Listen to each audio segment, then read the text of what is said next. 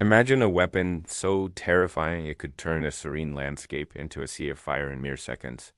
A weapon that wouldn't just explode, but would stick to its victims, burning relentlessly. This is the story of napalm, a substance that came to define the horrors of modern warfare and sparked a global outcry. The term napalm comes from its two main ingredients, naphthenic and palmitic acids.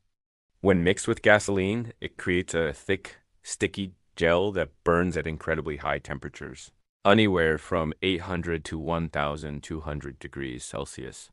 Unlike regular gasoline, it can't be easily wiped away or extinguished.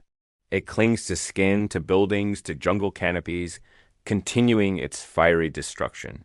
Developed at Harvard University during World War II, napalm was first used extensively in the Pacific Theater, notably in the firebombing of Japanese cities. But it was the Vietnam War that seared the image of napalm into the world's collective consciousness. In the dense jungles of Vietnam, conventional bombing was often ineffective. The thick canopy of trees could hide entire armies, supply lines, and tunnel complexes.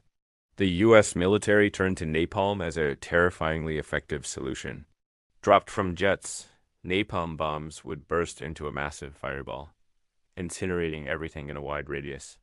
It was used to clear landing zones for helicopters, destroy enemy fortifications, and flush out Viet Cong and North Vietnamese soldiers from their jungle hideouts.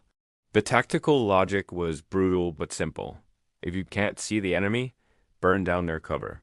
Operation Rolling Thunder, a sustained bombing campaign, saw massive quantities of napalm dropped across North Vietnam. From the air, pilots described seeing entire sections of jungle erupt in a torrent of orange flame. For the soldiers on the ground, both American and Vietnamese, the experience was hellish. The roar of the jets, followed by the whoosh of the canisters, and then the all-consuming fire. It was a weapon of area denial, designed not just to destroy, but to terrorize. But the jungle wasn't just a hiding place for soldiers. It was home to countless Vietnamese civilians. Villages, farms, and innocent people were often caught in the inferno. And this is where the story of napalm shifts from a military tactic to a humanitarian crisis. The devastating effects on civilians became impossible to ignore. Perhaps no single image captured this horror more than one photograph. On June 8, 1972, a South Vietnamese plane mistakenly dropped napalm on the village of Trang Bang. Associated Press photographer Nick Ut was there. As the smoke cleared, he saw a group of children and soldiers running down a road, fleeing the flames. Among them was a 9-year-old girl, An Thi Kim Phuc, screaming in agony. Her clothes burned off, her body covered in severe burns. Ut's photo, which would later be titled The Terror of War, was sent around the globe. It appeared on the front pages of newspapers and on television screens everywhere. The world could no longer look away. The image of this small, terrified, naked girl running from an inferno became a symbol of the war's brutality and the indiscriminate nature of napalm. It wasn't an abstract military strategy anymore. It was the suffering of a child, captured in a single gut-wrenching frame. Kim Phuc survived, but she endured years of painful surgeries and lives with the physical and emotional scars to this day. Her story and that iconic photo personalized the cost of war for millions. The public reaction was swift and powerful. Back in the United States, the anti-war movement was already gaining momentum, and the use of napalm added fuel to the fire. Protests erupted on college campuses and in cities across the country. One of the main targets of these protests was Dow Chemical, the primary manufacturer of napalm for the U.S. military. Students organized sit-ins and blockades at Dow recruiting events on campus. They chanted, "Dow makes napalm, Dow burns babies." The argument was clear. Companies profiting from a weapon that caused such immense civilian suffering were morally complicit. The protests weren't just marches. They were a form of direct action consumer activism. Activists argued that by producing napalm, Dow was violating its own corporate responsibility. The company defended its position, stating that it was a government contractor and that the decision to use napalm was made by the military, not by them. But this defense did little to quell the public outrage. The image of Dow Chemical became inextricably linked with the horrors of napalm in the Vietnam War. The pressure mounted. Prominent figures, including doctors and clergy, spoke out. Reverend Martin Luther King Jr., in his famous Beyond Vietnam speech in 1967, condemned the war and specifically mentioned the suffering caused by American weapons, calling for his nation to get on the right side of the world revolution.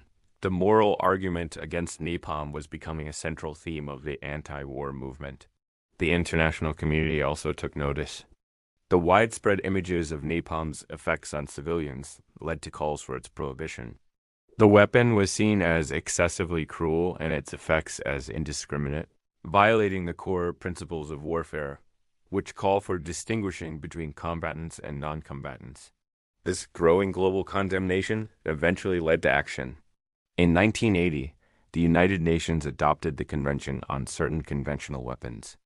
Protocol 3 of this convention specifically restricts the use of incendiary weapons like napalm. It prohibits their use against civilian populations and even their use against military targets located within civilian areas. While the United States signed the convention, it didn't ratify Protocol 3 until 2009. And with reservations that still allow for its use in certain circumstances, the legacy of napalm is complex. Militarily, some argue it was a necessary tool in a difficult war, but its human cost was immeasurable. It left behind a scarred landscape and a generation of survivors with deep physical and psychological wounds. More than that, it changed the way the world viewed war. The story of napalm, broadcast into living rooms through photographs and television reports, stripped away any romantic notions of combat.